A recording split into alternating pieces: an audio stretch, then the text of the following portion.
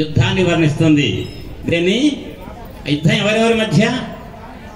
భండాసురుడికి లలితమ్మకు. లలితమ్మ సేన పెద్దదా, భండాసురుడు సైన్యం పెద్దదా? భండాసురుడు సైన్యం చెప్తే మీకు వణుకు వస్తుంది తెలుసా? భండాసురుడు సైన్యాన్ని గురించి చెప్తే వణుకు పుడుతుంది. ఒక్కడు జాలట భండాసురుడు కుమారులు 30 మంది. ఒక్కడు జాలట లోకం మొత్తాన్ని భస్మి పట్లం చేయగలుగుతాడు. అట్టాంటి 30 మంది ఉన్నారు. ఇంకా అన్వాయుధాలు ఎన్ని ఉన్నాయి ఆయన దగ్గర? బోల్డ్ అని ఉన్నాయి. కానీ లలితమ్మ దగ్గర ఉంది ఏంటి?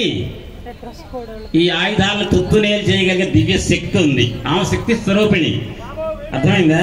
ఆమె ప్రతినిధులు మీరంతా కూడా. కాబట్టి మీరంతా కూడా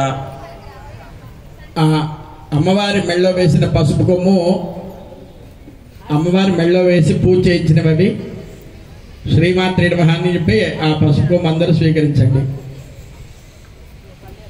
అర్థమైంది కదా? మీకు ఆ పసుపు కొమ్మ ఎప్పుడైతే ఇస్తున్నారో అప్పుడు శ్రీమాత్రే నమః అని అనుకుంటూ స్వీకరించమని చెప్పారు. పసుపు కొమ్మ అందరూ స్వీకరించిన తర్వాత, అందరూ మీరు ధరించిన తర్వాత, మీరు లలితగా మారిన తర్వాత అప్పుడు ఈ కార్యక్రమాన్ని 108 మంది లలితల సమక్షంలో 108 మంది ఉన్నారని కన్ఫర్మ్ చేసుకోవాలి. మళ్ళీ ఒక్కళ్ళు తగ్గినా కూడా ఇప్పుడు 108 వాళ్ళకి చేరాలి ఇంకొకళ్ళు. అది అందరూ కూడా జాగ్రత్తగా, ఎవరికైతే డ్రెస్ కోడ్ ఇవ్వబడిందో వాళ్ళంతా వచ్చి ఉంటారు. అందరూ కూడా ఎవరికైనా ద్రవ్యం శ్రీమాత్రే నమః, శ్రీమాత్రే నమః, శ్రీమాత్రే నమః. పురాణం ఏం చెప్తుందంటే శ్రీరామో లలితాంబిక శ్రీకృష్ణ శ్యామల స్వయం అంటుంది. అంటే శ్యామలాదేవి అంటే సాక్షాత్ శ్రీకృష్ణుడు. కాబట్టి శ్రీకృష్ణ పరమాత్మని కూడా ఒకసారి అనాలి కదా. లలితమ్మని ఏమన్నారు? శ్రీరామ జయ రామ జయ జయ రామ అన్నారు కదా. ఇప్పుడు శ్యామలాదేవిని ఏమనాలంటే ఆ నీలమేఘ శ్యామ ఆకృతిలో ఉన్నటువంటి శ్యామల అమ్మవారిని ఓం నమో భగవతే వాసుదేవాయ, ఓం నమో భగవతే వాసుదేవాయ.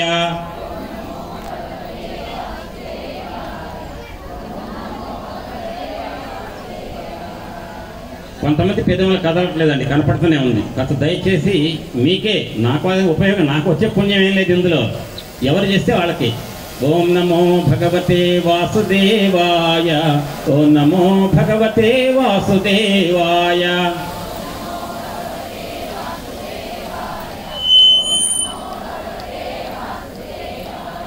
ఓం నమో భగవతే వాసుదేవాయ, ఓం నమో భగవతే వాసుదేవాయ.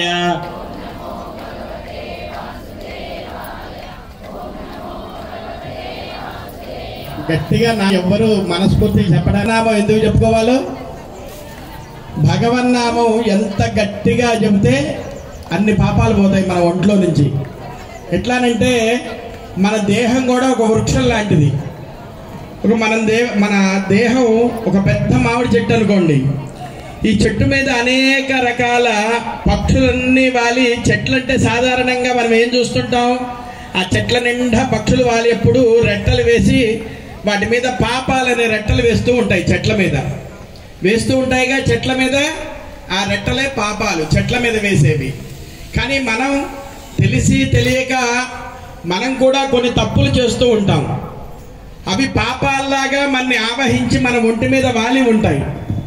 ఈ చెట్ల మీద ఉన్న ఆ పాపాలనే పక్షుల్ని ఎళ్ళగొట్టాలంటే ఏం చేయాలి? గట్టిగా ఇష్యూ అని చెప్పని అనాలి. అంటే ఆ చెట్టు మీద నుంచి పాపాలనేవి ఎగిరిపోతాయి. చెట్ల దగ్గర గట్టిగా శబ్దం చేస్తే ఆ చుట్టుపక్కల ఎన్ని ఎగిరిపోయి నిశ్శబ్దంగా ఉన్న చెట్ల మీద ఎట్లా వాళ్తాయో, మనం నిశ్శబ్దంగా ఉంటే అన్నోళ్ళ పాపాలు మన మీద వాళ్తాయి. మనకెందుకు? గట్టిగా గుంపులో గోవింద అంటే అయిపోయి, అంతేనా? అందుకని భగవన్నామం ఎక్కడన్నా వినబడితే గట్టిగా గోవింద అనేయాలి మనం కూడా. అది ఏ నామమైనా, శివనామమైనా, అమ్మవారి నామమైనా, ఇంకే నామమైనా గట్టిగా గోవింద అనేసేయాలి. అనకపోతే అన్న వాళ్ళ పాపాలు మనకెందుకు? గట్టిగా శ్రీమాత్రే నమః, గోవింద గోవింద, గట్టిగా గోవింద. ఇంట్లో మగవాళ్ళని తలుచుకొని ఇంకొకసారి గట్టిగా గోవింద. భగవద్గీత ఎంతమంది చదువుతున్నారు? ఒక్కసారి చేయొద్దండి. భగవద్గీత ఈ మధ్య భగవద్గీత బాగా నేను పరీక్షలు రాస్తున్నాను అంటున్నారు. 50, 55 ఏళ్ళు, 60 ఏళ్ళ వాళ్ళు కూడా. నేను ఎక్కడ ఉపన్యాసానికి వెళ్తే సార్ మాకు ఏప్రిల్లో పరీక్షలు ఉన్నాయండి అన్నారు. ఏప్రిల్లో మీ పరీక్షలు ఏంటి అని అంటే భగవద్గీత పరీక్షలు ఉన్నాయి సార్ అన్నారు.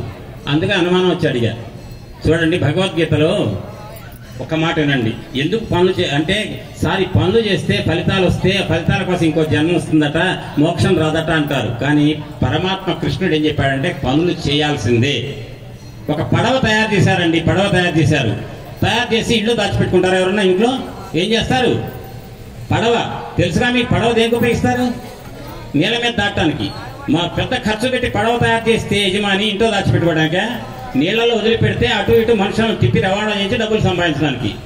అట్టనే శరీరం వచ్చిన తర్వాత మనకు భగవంతుడు శరీరం అనే పడవ ఇచ్చానిక మనం కూడా పనులు చేయాలి. పనులు చేయొద్దాంలే ఆయన, కానీ కర్మ ఫలితాలు ఆశించొద్దన్నారు. ఒక్కసారి అనండి, చెప్తాను.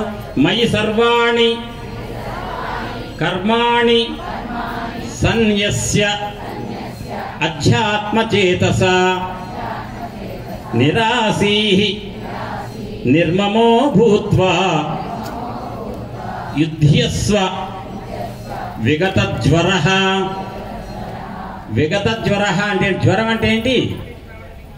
100, 101, 102 వచ్చే జ్వరం కాదు. ప్రతి వాళ్ళకి ప్రతి క్షణం జ్వరంతో ఉంటారు. ఏం జ్వరం తెలుసా? తాపం, లోపల ఆరాటం. అయిన వాటికి వాని వాటి కోసం ఆరాటం. ఇప్పుడే మా బ్రహ్మగారు ఏం చెప్పారు? నామం గట్టి కనకపోతే మన మీద కాకి రెట్టలేస్తుందట. గట్టి కారిస్తే మన దగ్గర నుంచి పారిపోయి కాకి అవతల నిశ్శబ్దంగా వాడి మీద ఇస్తుందట. అంటే కాకి రెట్ట మన మీద వేయాలని చూస్తాం, పక్కవాడి మీద వేయాలని చూస్తామా? మన మీద వేయకుండా ఉండాలని చూస్తాం, పక్కవాడి మేము వేయాలని కోరుకోవద్దు. అంటే పక్కవాడు కూడా పెద్దగా నామం చేయాలని కోరుకోండి మీరు మీతో పాటుగా. అప్పుడట పవి పుష్పం బగు అనండి. అగ్నిమంచగున్ అకూపారంబు భూమి స్థలంబౌ శత్రుండతి మిత్రుడౌ విషము దివ్యాహారమౌ ఎన్నగా అవనీ మండలి లోపలన్ శివ శివ ఇతి ఆభాషణోల్లాసికిన్ శివ నీ నామము సర్వవస్యకరమౌ శ్రీకాళహస్తీశ్వర. అందరు అన్నారుగా. ఎవరన్నారో నాకు ఎవరు అనకుండా కూర్చున్నారో కూడా నాకు కనపడ్డారు. కాకపోతే ఏంటి బాగోదు కదా, అందుకని అంటలే. ఒక్కసారి వేలెత్తి చూపించగలుగుతాం మీరు ఎవరు అనలేదో కూడా. పవి పుష్పంబగు అగ్నిమంచగున్ అకూపారంబు భూమి స్థలంబౌ శత్రుండతి మిత్రుడౌ విషము దివ్యాహారమౌ నెన్నగా అవనీ మండలి లోపలన్ శివ శివేత్యాభాషణోల్లాసికిన్ శివ నీ నామము సర్వవస్యకరమౌ శ్రీకాళహస్తీశ్వర. దీని అర్థం చెప్తా, హోమం ప్రారంభమయ్యే లోపల అయిపోతుంది. ఈ మాట ఎందుకు చెప్పానండి నేను? శివుడి గురించి ఎందుకు చెప్పా ఈ మాట చెప్పండి. ఎవరన్నా మీలో ఎవరైనా చెప్పండి. ఇప్పుడు ఎక్కడున్నారో నిశ్శబ్దంగా అక్కడ ఉండండి. చెప్పండి శివుడి గురించి ఎందుకు, శివుడి యొక్క నామం పలిస్తే ఎంత గొప్ప చెప్పా. ఇప్పుడు ఈ పద్యం చెప్తే అర్థం చెప్తే మీరు భలేగుందిరా అనుకుంటారు. మీరు ఎందుకు చెప్పాను? మిమ్మల్ని ఎవరినైనా పిలుస్తా, ఉదాహరణకు మీలో నాకు ఎవరు తెలుసా? భవానీని. ఏ భవానీ అని చెప్పి అమ్మాయిని నేను పొగిడా అనుకోండి, ఎందుకు సార్ మా ఆయన చాలా గొప్పవాడిని, మా ఆయన వల్ల నేను ఇన్ని కార్యక్రమాలు రాగలుగుతున్నా అంటుంది. అప్పుడు ఆ అమ్మాయిని ఏమనాలి నేను? ఆ అమ్మాయి భర్త పేరు ఏదో ఉంటుంది కదా, ఆ పేరు చెప్పి ఆయన భార్య అంటే ఆనందపడుతుంది. అంటే హిందూ స్త్రీలంతా కూడా మిమ్మల్ని పొగిడితే మీరు ఆనందపడరట. మిమ్మల్ని దేనిగా చెప్తే ఆనందపడతారు? ఫలానా వాడి భార్య అంటే ఆనందపడతారట. ఈ మాట ఎక్కడన్నా మీరు అని చూశారు ఎప్పుడన్నా? ఇప్పుడు అనలేదా? ఒక్కసారి నేను అంటా చూడండి. దద్యాదయాను పవనో ద్రవిణాంబుధారాం అస్మిన్ నకించన విహంగసి సవ్విషన్నే దుష్కర్మ ఘర్మ పనియ చిరాయ దూరం నారాయణ ప్రణయిని నయనాంబువాహ. అంటే ఆ లక్ష్మీదేవిని, మహాలక్ష్మి అంటే ఆమె గట్టి ఇష్టం ఉండదట. ఆయన ఏమనాలి? నారాయణమూర్తి భార్య అనాలట. అన్నారు మీరే, మరి ఇప్పుడు అనలేదంటారు. ఎందుకంటే అబద్ధాలు చెప్పొద్దండి. నారాయణ ప్రణయిని నయనాంబువాహ అంటే నారాయణ ప్రణయిని అంటే ఇష్టం అట ఆమెకి, లక్ష్మీదేవికి. అట్టనే అట లలితమ్మ కట శివయ్య భార్య అంటే ఇష్టం అటండి. అందుకని లలిత లలిత అని మీరు ఎంతసేపు శ్రీమాత శ్రీ మహారాజ్ఞి శ్రీమసింహాసనేశ్వరి శ్రీ శివశక్త్యైక్య రూపిణి లలితాంబిక అన్న తర్వాత ఇంటికి వెళ్ళిపోతున్నారా? బ్రహ్మమురారి సురార్చితలింగం నిర్మల భాసిత శోభితలింగం జన్మజ దుఃఖ వినాశకలింగం తత్ప్రణమామి సదా శివలింగం. ఎందుకన్నారు? లలితమ్మని పొగిడితే మా ఆయన పోడకుండా వెళ్తున్నారా మీరు అని చెప్పి మీకు మొట్టికాయలు వేస్తుంది. అందుకని అమ్మవారిని పొగిడిన తర్వాత 1000 నామాలతో అమ్మవారిని పొగిడానిక ఆమె 8 శ్లోకాలతో తన భర్త శివయ్యని పొగిడితే చాలట ఆమెకి. అందుకే మీరు కూడా మిమ్మల్ని పేరు పెట్టి పిలిచి పొగిడితే మీకు ఇష్టం ఉండదు. మీ భర్త పేరు చెప్పి అంటే ఫలానా ఆయన భార్య కదా మీరు చాలా అంటే ఓహో మా ఆయన పేరు చెప్పారు కదేనా అని సంతోషపడతారు హిందూ స్త్రీలు. హిందూ స్త్రీలే నేను చెప్తున్నా, భారత స్త్రీలే. భారతీయ స్త్రీలకు భర్త మీద అంత గౌరవం ఉంటుంది. ఎందుకని రామాయణంలో సీతమ్మ అన్నది ఏమని, దీనోవా రాజ్యహీనోవా యోమే భర్త సమే గురు. ధీరుడైన రాజ్యహీనుడైన నా భర్తే నాకు గౌరవస్థానం. నువ్వేటిరా రావణ, నీ భర్త రామచంద్రమూర్తికి నారబట్టలు కట్టుకొని కైకమ్మ అనే పినతల్లి చెబితే మాటలు విని అడవికొచ్చి సన్యాసిలాగా తిరుగుతుంటే అటువంటి రాముడు బ్రతికున్నాడో లేదో తెలవదు అని అంటావా రావణ? అసందేశాత్తు రామస్య తపస్యానుపాలనాత్ నత్వాం కుర్మిద సుగ్రీవ భస్మ భస్మార్హ తేజస. రావణ, ఒక్కసారి కనుబొమ్మలు గనక చిట్లించాను, ముడివేశాను, నా అగ్ని నేత్ర నుంచి నీకు ఒక్కసారి అగ్ని వెళ్తుంది, అది నీ రావణ నేను బూడిద చేస్తుంది. నేను చేయను, ఎందుకో తెలుసా, రాముడు నాకు చెప్పాలి, చేయమని చెప్తే చేస్తా అని అన్నదట సీతమ్మ. అటువంటి సీతమ్మ యొక్క వైభవం గురించి ఇంతమంది తల్లుల మధ్యలో ఒక్కసారి సీతమ్మ గురించి ఆంజనేయ స్వామి వారు ఏమన్నారు తెలుసా?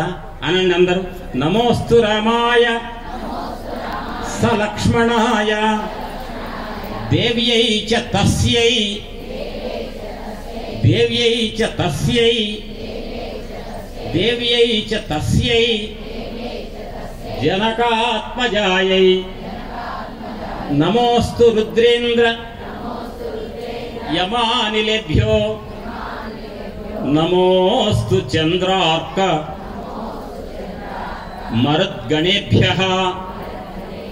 2876 శ్లోకాలతో నా సుందరకాండ 7 రోజులు చెప్తే 3వ రోజు ఈ శ్లోకం చెప్తా.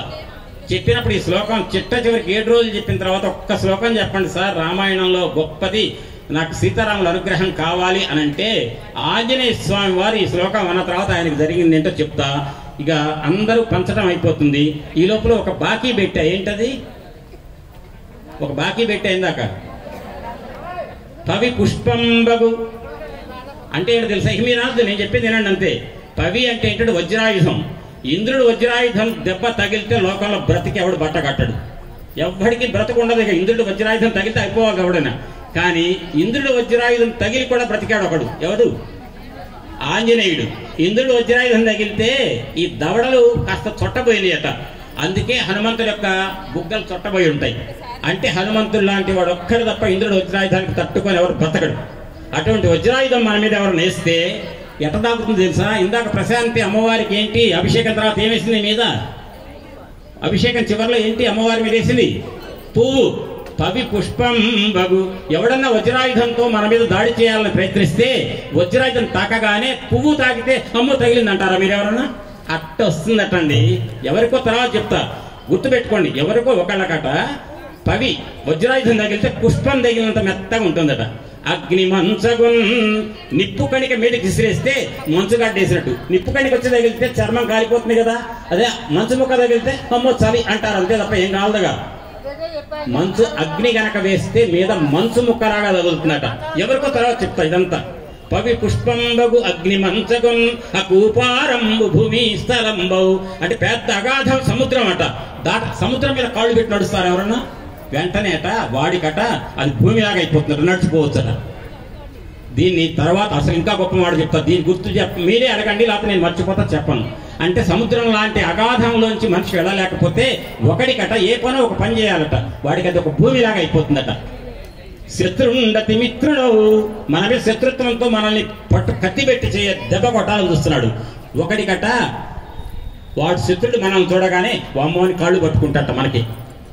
విషము దివ్యాహారము, విషం పెట్టాలని మన మీద ప్రయోగిస్తే ఎవరన్నా అది దివ్యాహారం. దివ్య అంటే దేవతల ఆహారం అంటే ఏంటి? అమృతం. అమృతం లాగా అవుతుంది. చంపాలని ప్రయత్నిస్తే ఇంకా ఎక్కువ కాలం బతుకుతామట.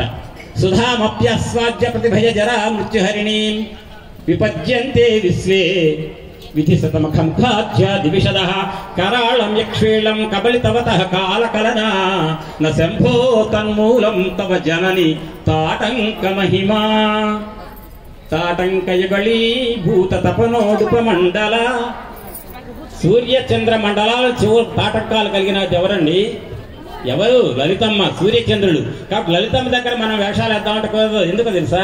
పగలపూట కనుక ఏదన్నా మాట్లాడితే సూర్యుడు ఉంటాడు సాక్ష్యం, రాత్రిపూట ఏమైనా తప్పు చేద్దామంటే చంద్రుడు ఉంటాడట. వీళ్ళిద్దరు చూస్తారట, అమ్మ ఇగో ఫలానా వాడు తెలంగాణలో ఖమ్మం జిల్లాలో ఈ తప్పు చేస్తున్నాడమ్మా అని అమ్మటే చెప్తారట లలితమ్మకు. అప్పుడు లలితమ్మ దగ్గరే ఉంటారు ఎవరు? వసిన్యాది వాగ్దేవతలు. వాళ్ళు అంటారు, ఓహో వీళ్ళకి లలితా సహస్రనామం చదవడానికి యోగ్యత లేదనుకుంటారట. వాళ్ళేగా ఇచ్చింది. అటువంటి స్థితిని దివ్యాహారము ఎన్నగా ఎవరికట? అవనీ మండలి లోపలన్, భూమండలం లోపల శివ శివేత్యా భాషణోలాసికిన్, శివనామాన్ని తరిస్తే చాలట 2 అక్షరాలు శివ. ఆ 2 అక్షరాలను భక్తితో తడవిన వాళ్లకు ఏ స్థితి లభిస్తుందంటే, ఇప్పుడు నేను చెప్పానే, పుష్పంగా వజ్రాయుధం తగిలితే పువ్వులాగా, అగ్ని తగిలితే మంచులాగా, ఒక పెద్ద అగాధం ఉంటుందట, అగాధం భూమిలాగా, విషం పెడితే దేవతల ఆహార అమృతం. అంతేకాదు శత్రుడు మిత్రుడు అవుతాడట.